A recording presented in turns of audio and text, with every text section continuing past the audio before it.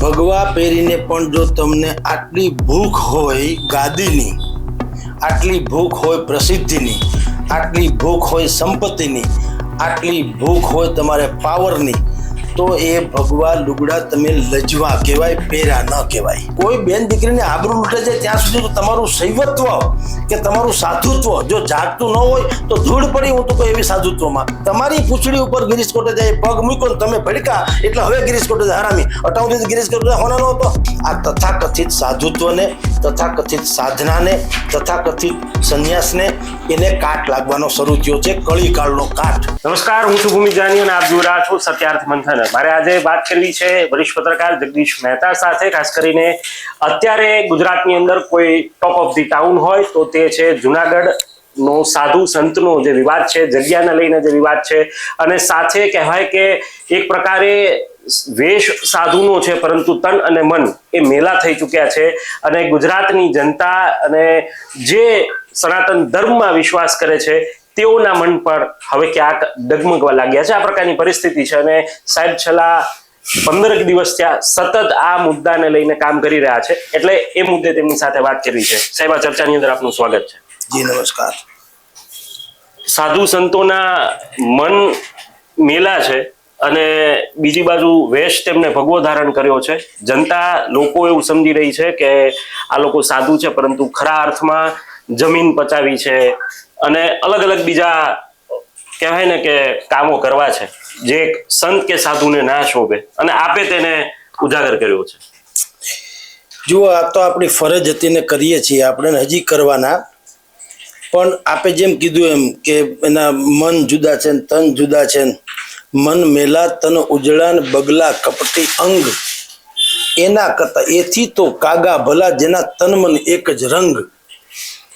ભગવા પહેરીને પણ જો તમને આટલી ભૂખ હોય ગાદીની, આટલી ભૂખ હોય પ્રસિદ્ધિની, આટલી ભૂખ હોય સંપત્તિની, આટલી ભૂખ હોય તમારે પાવરની, તો એ ભગવા લુગડા તમે લજવા કહેવાય, પહેરા ન કહેવાય. આખા સંસારની તમામ મોહ માયા છોડો, એને સંન્યાસીપણું કહેવાય. અને સંન્યાસીપણું એટલે શું? સંસારની વિપદાને તમે લઈ લ્યો. સાધુને કોઈ ફિકર હોય જ નહીં સાહેબ, એટલે તો ફક્કડ કહે છે. ફક્કડ ઇન ધ સેન્સ કોઈ પણ પ્રકારની ફિકર ન હોય તે ફક્કડ. એને ફિકર કોની હોય? સંસારની, સમાજની.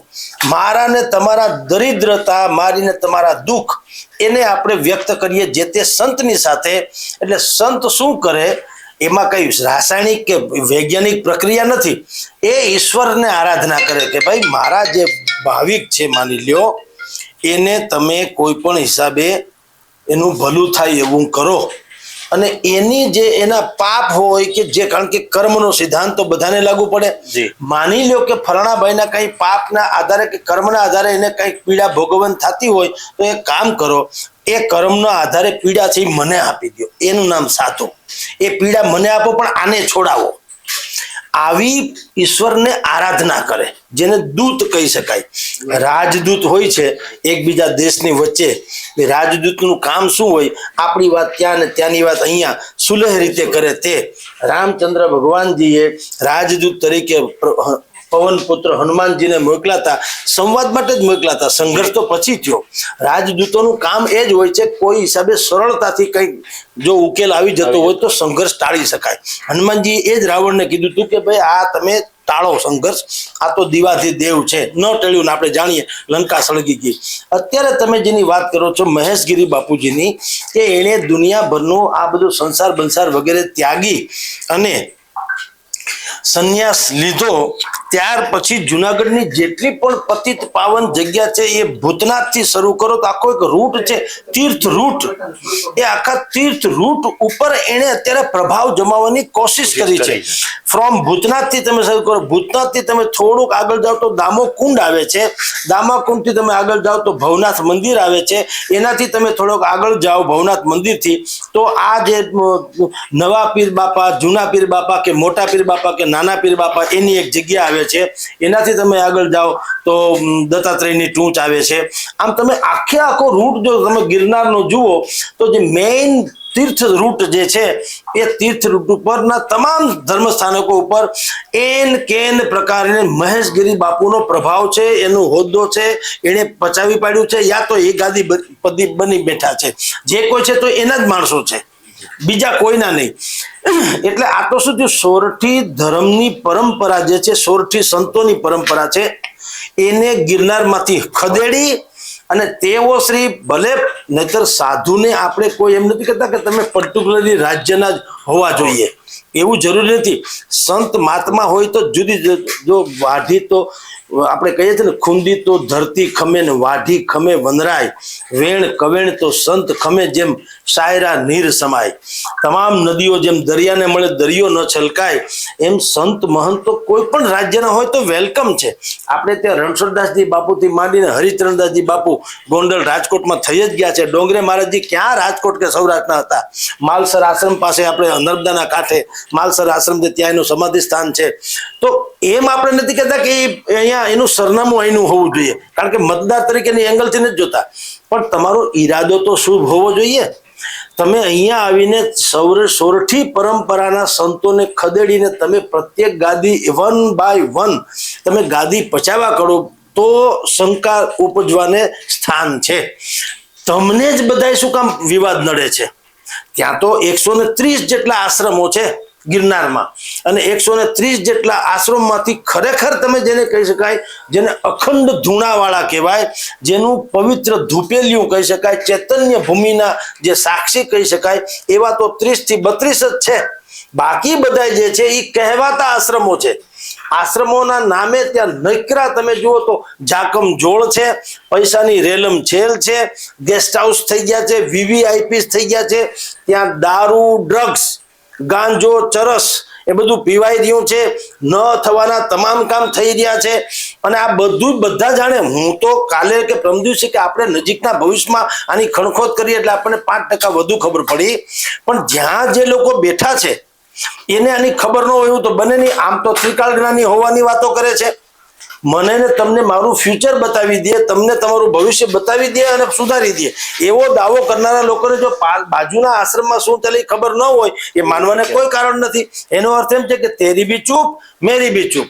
તમારે બધાએ એક મુદ્દાનો કાર્યક્રમ છે કે આ ગિરિવર ગિરનાર જે છે વિશ્વભરમાં ખ્યાતિ પ્રાપ્ત એવા, જ્યાં કંકર એટલા શંકર છે, ત્યાં જે કોટી કોટી ભાવિકો આવે છે, તમને એની કમાણી, તમે એને ગ્રાહક માનો છો, કેવળ કસ્ટમર્સ માનો છો.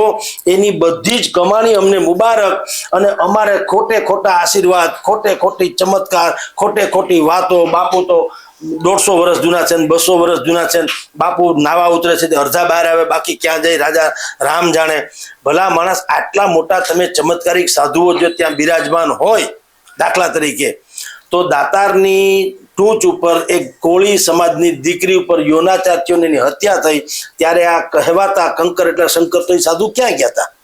એનાથી વિશેષ તો કોઈ અપરાધ હોઈ શકે નહીં. ખરા અર્થમાં ધર્મ એ છે, એ જ તો તમારે કરવું જોઈએ ને, કે ભાઈ કોઈ બેન દીકરીને આબરૂ લૂંટે છે ત્યાં સુધી તો તમારું શૈવત્વ કે તમારું સાધુત્વ જો જાગતું ન હોય તો ધૂળ પડી. હું તો કોઈ એવી સાધુત્વમાં, એટલે એવું નથી. આ તો લોકોને આંખે પાટા બાંધે છે, ભોળા માણસોને ઉલ્લુ બનાવે છે, અને પોતે આમાં લચપચિયા લાડુ ખાઈને લહેર કરે છે. તમારી પાસે મર્સિડીઝ ગાડી છે, તમારી પાસે અનેકો આશ્રમ છે, અહીંયા છે એવા બીજી જગ્યાએ પણ છે.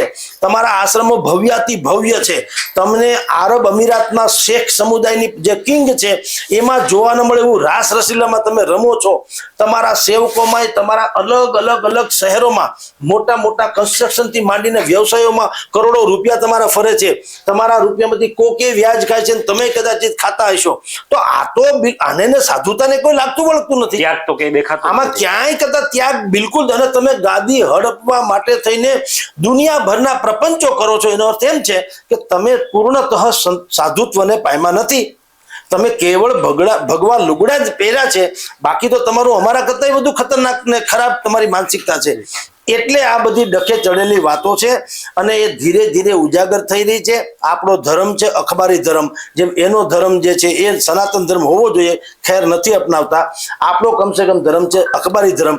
આપણી ફરજ એ છે, એટલે સૂર્યની સાક્ષી અને બ્રાહ્મણના વચને જેમ કહેવાય એવી રીતે આપણે આપણાથી બનતું કામ કરીએ છીએ. સાહેબ, એક પ્રશ્ન એ ઉઠી રહ્યો છે કે શું તમને એવું લાગે છે કે આ સનાતન ધર્મના નામે આવા સાધુઓ એ ક્યાંક રાજકારણનો સહારો લઈને આખું આને પોલિટિકલાઇઝ કરી રહ્યા છે અને જનતા એની અંદર પીસાઈ રહી છે?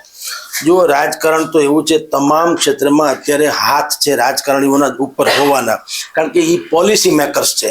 પણ આપણે એને સોફ્ટ ટાર્ગેટ નહીં કરીએ. બધો જ કદડો રાજકારણીઓમાં છે ને આપણે બધા દૂધે જોયેલા છે એવું નથી. આપણા 18 વાંકા છે, આપણા એટલે તમામ લોકોના કહું છું, આપણા 18 વાંકા છે. આ ગિરનારમાં જે કાંઈ થઈ રહ્યું છે અત્યારે બધાય છુપી તો બધાય બોલે છે, મને વોટ્સઅપ મેસેજીસ દુનિયાના આવે છે અને બધાય મને બધું કહી તો રહ્યા જ છે. સામે કોઈ બોલવા ના હા બસ, તો સામે બોલવા શું કામ તૈયાર નથી? કારણ કે તો ઓલા સામે બોલે એમ છે. એનું કઈ બીજું ચીઠો દરેકને અરસપરસ પાપ છે. મારી કોઈ ફાઇલ દબાયેલી હોય તો હું ક્યાંથી બોલી શકું? મને ન કે ભાઈ તમારા કૌભાંડ છે તો પછી અમારે ખુલ્લા પાડવા પડશે. એટલે સવાલ એ છે કે બધાએ મિલી ભગત છે. હમણાં અઠવાડિયા પહેલા જ્યારે હું સંવાદ માટે ગયો તો મહેશગીરી બાપુ સાથે, તો ત્યારે મને એને આમ બુદ્ધિપૂર્વક એના તથાકથિત ભક્તોમાં ભૂરકી છાંટવા એણે મને એક ફાઇલ જેવું આપ્યું અને કીધું જુઓ આ ગિરીશ કોટેચાનો કૌભાંડ, ચાલો તમે તટસ્થ તો છાપજો. એટલે મેં એને કીધું કે બાપુ એક વસ્તુ યાદ રાખો, હું જુદી કિસ્મમાં માનું છું. સતી કોઈ દી શ્રાપ દે નહીં ને શંખણી નો લાગે નહીં. તમારી કસોટીમાંથી પાર ઉતરીને તો જ હું જર્નલિસ્ટ ગણાવું એવું કઈ છે નહીં. તમે દુનિયાભર તમારા 18 વાંકા છે. એટલે પેલી વાત તો તમે મને પછાડો એટલે હું લઈ લઉં એવું નથી. હા, અમારે ત્યાં બધા સરખા, ગિરીશ કોટેચા હોય કે તમે હો, નરેન્દ્ર મોદી હોય કે રાહુલ ગાંધી હોય, અમને કાંઈ નડે નહીં તો જ અમે જર્નલિસ્ટ કહેવાઈએ. એટલે અમે છાપીશું ખરા અને અમે છાપ્યું ખરા ને એને મોકલ્યું ખરા. એ જ દિવસે ફોટા સહિત ગિરીશ કોટેચા લેન્ડ ગ્રેબિંગનો માફિયા છે એમ છાપ્યું, રાઈટ. પણ મેં એને પહેલા કીધું બાપુ એક વસ્તુ લખી રાખો. અત્યારે આપણે મેં કીધું મીટિંગ કરીએ છીએ, 5:30 પોણા 6 થયા છે. આ ગિરીશભાઈ કોટેચાએ લેન્ડ ગ્રેબિંગ ક્યારે કર્યું? 4 વાગે, 4:30, પોણા 5, 6 ક્યારે કર્યું? તો મને કે આ તો 30 વર્ષ. તો 30 વર્ષ તમે હું જખ મારતા હતા? 30 વર્ષ તમે કેમ બોલ્યા નહીં? તમને ખબર તો હતી કે લેન્ડ ગ્રેબિંગ છે, ગિરીશ કોટેચાએ કર્યું છે, તમે ફાઇલ દબી રાખી. શું કામ? હવે તમારે હુકમનો એકો ઉતરવો છે, કારણ કે તમારી પછડી દબાણી છે. તમારી પૂંછડી ઉપર ગિરીશ કોટેચાએ પગ મૂક્યો ને તમે ભડકા, એટલે હવે ગિરીશ કોટેચા હરામી. અટાઉથી ગિરીશ કોટેચા હોનાનો હતો. ગિરનારમાં આવું જ થઈ રહ્યું છે. કોકને વાંધો પડે તો એકબીજાને આબરૂ કાઢે, બાકી બે ભેગા થઈને ભક્તોને દોઈ લે અને મારીને તમારી બેન દીકરીથી માંડીને કોટી લોકો ત્યાં જાય છે, ભગવું લગું પહેરીને લાકડીની જેમ પડી જાય છે. એ લોકોને પણ આપણે જે તે દિવસે મેસેજ આપ્યો હજી આપવાની કોશિશ કરીએ છીએ કે ભાઈ તેલ જુઓ, તેલની ધાર જુઓ. એમને કાંઈ બધા જેટલા છે ને, પીળું એટલું સોનું નહીં, ધોળું એટલું દૂધ નહીં. તમે જરાક કસોટીમાંથી પાર ઉતરે. આજે તમે વિચાર કરો, પોલીસ થવું હોય, ખાખી ડ્રેસ તમારે પહેરવો હોય તો કેટલી કસોટીમાંથી બહાર આવવું પડે. ડોક્ટરી ક્યારે મળે? સફેદ ડગલો એમને તમે એને હું સિવરાવી લઈએ એટલે થોડા ડોક્ટર થઈ જઈએ? એના માટે અનેક પ્રકારની આપણી પાસે કસોટી હોય છે, ભણવાનું હોય છે. એક સાધુનો ડગલો એવો છે ભગવા પેલે. હું અત્યારે જગદીશ મહેતા છું, કાલે હું ભગવા પેલો સ્વામી જગદીશાનંદજી. પણ એમ શું કામ ભાઈ? મારી કોકે કસોટી તો કરવી છે. અને મારી ઉપલબ્ધિ શું? પોલીસ આવે છે, કમસે કમ તમને સલામતીનો અહેસાસ થાય છે. ડોક્ટર આવે છે, તમને તમારા સ્વાસ્થ્યનો અહેસાસ થાય છે કે મને કમસે કમ સારું થઈ જશે. તો સંતના આવવાથી કંઈક થવું તો જોઈએ. આ તો આખા ડુંગરા હળગે છે, ભડકે પડે છે વિવાદથી. તો ધૂળ પડી તમારા સંતત્વમાં. તમે યાર અમારી વિપદાને તમારે ઠારવી જોઈએ. અમે લોકો ઉત્પાત મચાવતા હોઈએ તો તમારે અમને શાંત પાડવા જોઈએ. અમને જ્યારે કોઈ પણ દિશા સૂઝતી ન હોય ત્યારે તમે અમારા માર્ગદર્શક બનવા જોઈએ. અમે જ્યારે લૌકિક બધી જ ક્રિયાઓમાંથી હતાશ થઈ જઈએ ત્યારે તમારે અલૌકિક એવી કંઈક ચમત્કાર બતાવવો જોઈએ જેથી કરીને અમને માનીએ કે તમારું સંતત્વ છે એ અમને મજબૂર છે, અમને મંજૂર છે. આ તો અત્યારે બોજો છુઓ. તમારા બધાના બોજા અમારે વેંઢારવા શું કામ? જ્યારે કે તમે કોઈ ખપના જ ન હો. ગિરનારમાં શાંતિ નથી, ભૂતનાથમાં શાંતિ નથી, ભવનાથમાં શાંતિ નથી, ભાઈ દત્તાત્રેયની ટૂંચમાં શાંતિ નથી, તો ક્યાં શાંતિ છે? હવે તમે સ્વયં જ ભડકે બળો છો. અમારા કોઠા હું તમે કઈ રીતે ઠારવાના? ખાક ઠારવાના? એટલે આવા જેટલા લોકો આમાં ઘૂસી પેઠી ગયા છે અને જે અડિંગો જમાવીને બેઠા છે એવા લોકોનું શુદ્ધિકરણ જરૂરી છે. અને એ જરૂરી તમારા કે મારા અહમ માટે નથી. મેં હમણાં જ બીજા એક ભાઈને કીધેલું કે માની લો કે અમે આ કરીએ ને કોઈનો સહકાર ન મળે ને બધા એમ માને કે જગદીશભાઈ ખોટા કે મીડિયા ખોટું, તો ભગવાન તમને શું કે ગોળ્યું ભાઈ, ક્યાં ફરક પડતા હોય? આપણે તો જે છે તે છાપીએ છીએ. તમે તારે મજા કરો, પછી તારે હેરાન થાવ ત્યારે કહેજો, એ છાપશું. અમારું કોઈ મિશન નથી, અમે કોઈ સોપારી નથી લીધી કે અમારે કોઈ ગાદી નથી જોતી. અમારે જોઈએ છે અમારી પતિત પાવન જગ્યા જે છે એની પવિત્રતાને અકબંધ રાખવાની વાત છે. કારણ કે દુનિયાભરમાં અમારું સરનામું, ધાર્મિક સરનામું કયું છે? ચલાળા, તુલસીશ્યામ, બાણેજ, કનકાઈ, સતાધાર, ગિરનાર, ચોટીલા, આ તો અમારા સરનામા છે આખી દુનિયામાં. તો એ અમારા સરનામા તમે ભૂંસવાની કોશિશ કરો તો અમે તમારાથી એટલું જાણ્યા પછી શું કામ છાના રહીએ? ખબર નથી ત્યાં સુધી તો હજી ઠીક છે, પણ અમને ખબર પડી કે સમથિંગ ઇઝ રોંગ તો અમે શું કામ તમને આવી રીતે છાવરીએ? આ આપણી લડત છે, બીજી કશી નથી. જી સાહેબ, એક સનાતન ધર્મના માનનારા વ્યક્તિ તરીકે આપ એ સમાજને શું મેસેજ દેવા માંગો છો કે જે લોકો આંધળુકિયા આ રીતે કોઈને સમજીને તેને આંધળુકિયા તેમનું પાલન કરે છે, અનુકરણ કરે છે અને તેમની આખી જે આભા છે તેની અંદર તેઓ સંડોવાઈ જાય છે અને પછી એ આમાંથી બહાર નીકળવા માટે ધમપછાડા કરે છે. આવા લોકો માટે શું આપ કહેવા માંગો છો અને ખરા અર્થમાં આપણે શું કરવું જોશે? એ લોકોએ શું ધ્યાન રાખીને આગળ ચાલવું પડશે? જુઓ, હવે છે ને કળિયુગ કાળ આવી ગયો છે એટલે સોનાને કાટ ન લાગે એમ આપણે કહીએ છીએ. લોખંડ સૌથી મજબૂત ધાતુ છે એમ કહીએ છીએ. લોખંડનું તમે એંગલ મૂકી દો તો તમે માથે ગમે એટલું હોય કઈ વાંધો નહીં, ટ્રેને દોડી જાય છે ને, તો એ કટાતું નથી. પણ હવે એને કાપે કોણ? લોખંડને જ્યારે કાટ લાગે ત્યારે સ્વયં સત્યાનાશ થાય. આ તથાકથિત સાધુત્વને, તથાકથિત સાધનાને, તથાકથિત સંન્યાસને એને કાટ લાગવાનો શરૂ થયો છે, કળીકાળનો કાટ. અને બધા જ લોકોએ શું કર્યું છે? બધા લોકોએ પોતિકા જૂથ બનાવ્યા છે. આપણે જેને કમિટેડ વોટર્સ કહીએ છીએ, ભાજપ હોય, કોંગ્રેસ હોય ને કમિટેડ વોટર્સ હોય, એને તમે અજીત દાદાને 70,000 કરોડનો ગોટાળાનો સરદાર કે નરેન્દ્ર મોદી, તો એના સમર્થકો એટલા ને એટલા. શું કામ? એ લાભાર્થીઓ હોય છે. એને બિલકુલ ખબર છે કે કેટલા, કદાચ માની લો કે આને પૈસા, લાલુ યાદવના સમર્થક છે કે નહીં, જેને સુપ્રીમ કોર્ટે સજા આપી, જેલ કાઢી અને ચૂંટણી લડવાની મનાઈ કરી, એટલે ટૂંકમાં એ તો સર્ટિફાઈડ અપરાધી છે ને, પ્રમાણિત અપરાધી, છતાં એના સમર્થકો છે કે નહીં? તો આપણે એને અંધભક્તો નહીં કહીએ, બુદ્ધિપૂર્વકના લાભાર્થી છે સાહેબ. એ નિર્દોષ નથી, તો બિલકુલ સાતીર દિમાગી છે. તમામ સાધુ સંતોની પાસે આવા સાતીર દિમાગોની એક ગેંગ હોય છે. બાપુની પાસે કે ગિરનારમાં જ્યાં પણ કરોડો રૂપિયા આવે છે, કરવું હું? એક એનો ભક્ત બિલ્ડર છે, બીજો એનો ભગત છે, વળી બીજા કોઈ ધંધામાં છે, ત્રીજો સટ્ટા રમે છે, ચોથો ડ્રગ્સનું કામ કરે છે, પાંચમું એના મામા માસીના ખેતરમાં લેન્ડ ગ્રેબિંગ કરે છે. પૈસા ક્યાંથી કાઢવા? પૈસા તો આરામના આવે જ છે. કારણ કે ભક્તો તો ત્યાં તમે કહો છો એ પ્રમાણે એક માણસ અહીંથી ગિરનારની ટોચ ઉપર જાય, માની લો રોપ વેમાં બેસીને 1200-1500 રૂપિયા ખર્ચીને, તો 1500 રૂપિયા જે માણસ રોપ વેમાં ખર્ચે છે એને એટલી તો બુદ્ધિ હોય ને, વિવેક તો હોય જ ને, કે ભાઈ આપણે આ પંચ ગણકી જેવું છે, આ તો પંચ તીર્થ છે, અહીંયા મફત તો દર્શન ન કરાય, 1200-1500 ન્યા દીધા તો 100-200 અહીં દેવામાં શું વાંધો? એટલે આપણી તો એ પરંપરા રહી છે, એટલે આપણે 100-200-500 રૂપિયા મૂકીને આવવાના. હવે અત્યારે રોપ વે થઈ ગયો છે એટલે એક ગાડી આવે, બીજી ગાડી જાય, એક ગાડી આવે, બીજી ગાડી જાય, હજારો લોકો રોજના હોય ને. એક જમાનામાં તો ડોળી વાળા લઈ જાય તો ત્યાં જતા, બાકી તો રેર ઓફ ધ રેર કેસમાં લોકો આવતા, એટલે એટલી આવક નહોતી.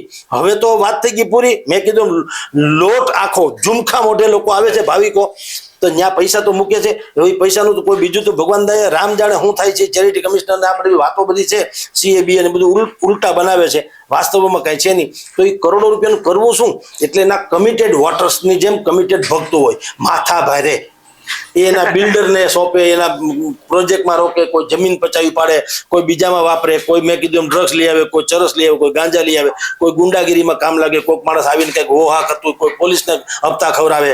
આ બધું જ મેનેજમેન્ટ અત્યારે થઈ રહ્યું છે આ પ્રકારનું. અને એટલે તમને કહું છું કે હવે તમે એમ કહો કે લોકોએ શું કરવું જોઈએ? લોકોએ નીર ક્ષીર તારવીને વાત કરવી જોઈએ કે મેં આપણે કીધું તેમ જેટલું આપણે પીલું એટલું સોનું ને ધોળું એટલું દૂધ ન માનવું જોઈએ.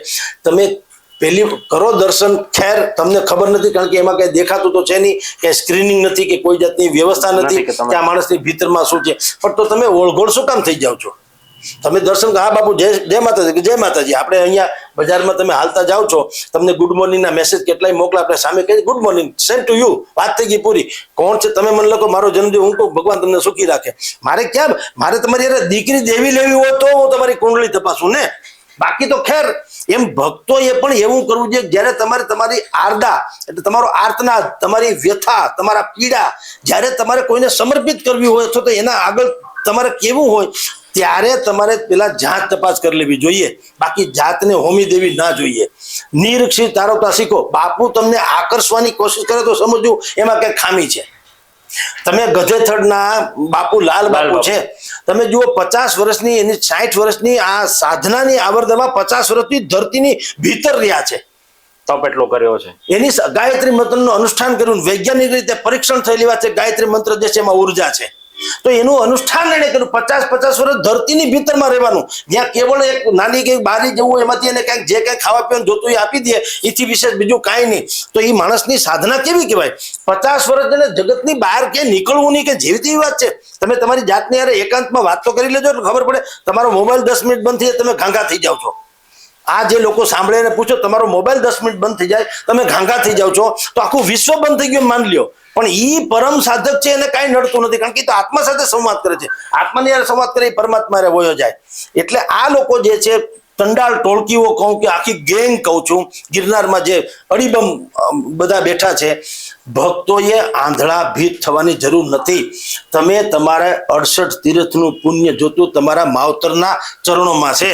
મા બાપ ઘરે વલખા મારતા હોય ખાવા હાટું, અને તમે બાપુના ચરણ પાદુકાને જો એમ પૂજી અને માનતા હોય તમે પુણ્યશાળી બની ગયા, તો સત્યાનાશ જજો તમારું. એનો મેળ પડે એમ છે નહીં, ધૂળ પડી તમારી માન્યતામાં, એ ખામી છે. એટલે એને સમજવું જોઈએ. મૂળ તો તમારા માવતર શ્રેષ્ઠ છે. તમે કોના આધારે છો? માવતરના આધારે. તમે કોને આશ્રિત છો? એના આધારે. તમારે આશ્રિત કોણ છે? તમારી પત્ની, તમારા સંતાનો. પેલા એને તમે ક્યાંક ઠરીઠામ રાખો, તમારી ભૂમિકા અદા કરો, પછી તમે વિશેષતઃ તમે જે બાકીનું પૂજા પાઠ કરવા જાઓ. પણ હવે અહીંયા મેં કીધું બાપા ઘરે ઓસરી ઉપર બેઠા હોય, ભૂખની એને ભૂખ લાગી છે, તરસ લાગી છે, અને જમવાનું ન કરો, તમે લાલાને થાળ ધરાવો, લાલા જમવા વહેલા આવજો, જમવા વહેલા. ક્યાંથી લાલો આવે જમવા? એટલે તમને કહો, ભક્તોએ આ ગાંડ પણ છોડી દેવાની જરૂર છે કે ભાઈ તમારા માવતર છે એ શ્રેષ્ઠ છે. તમે મનોમન જેને માનો છો, ચોટીલાને માનો, જલારામ બાપાને માનો, તમે બાણેજ, કનકાય, તુલસી શ્યામ, સતાધાર, શામજી બાપુ, ગોવિંદ બાપુ, લક્ષ્મણ બાપુ કે આ બધાને માનો, જે કાંઈ છે મનોમન માનો ને. એ ક્યાં રૂબરૂ છે? હું અહીંથી જાઉં તિરુપતિ બાલાજી જાઉં, ક્યારે સાંભળ્યું હું જાઉં તો બાલાજી મને એમ કે આવો જગદીશભાઈ ચા પાણી પીને જજો, બાલાજી કહેવાના નહીં. મારી કેવળ શ્રદ્ધા છે ને, કે હું એમ માનું છું મેં દર્શન કરી લીધા, મારી ત્યાં હાજરી પુરાઈ ગઈ, તો એમ મનોમન માની લો. ભગવાનને તો બીજું જોઈએ શું? એ તો સમજતા. પણ તમે અહીંથી હાલીને સંઘ જાય છે દ્વારકા, 8 દી સુધી હાલે, 8 દી પાછા આવતા રહીએ, 8 દી હાલે, પણ તમે ત્યાં 8 મિનિટે જો એની સામે ન રહ્યો, કાળિયા ઠાકરની સામે, તો તમારું એ જે ટાટિયા તોડ જે છે એનો કોઈ યાત્રા સંઘ ન કહેવાય, તો ટુરિઝમ કહેવાય. કારણ કે તમે બજારમાં 2 કલાક રહ્યો છો, ધર્મશાળામાં 6 કલાક રહ્યો છો, પિક્ચરમાં બીજે જાઓ છો, નાવા ધોવામાં 3-5 કલાક રહ્યો છો. તમે ગયા શેના માટે? ટેસડા કરવા. તો ક્યાંથી તમારી પાસે ભગવાન તમને કઈ માને?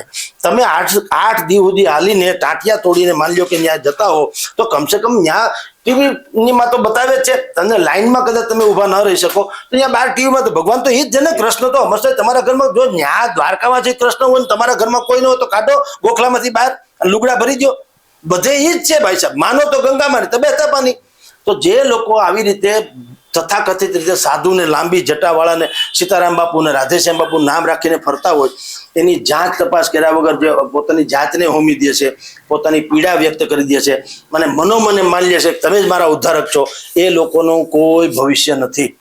એને નિર્ક્ષીર તારવીને વાત કરવી જોઈએ, તો એનો મેળ પડે એમ છે. અને આ જે ગંદકી અમે સાફ કરવાની અત્યારે અમે ઝુંબેશ શરૂ કરી છે રાધર, હજી એનો આખો આયામ ગોઠવાઈ રહ્યો છે.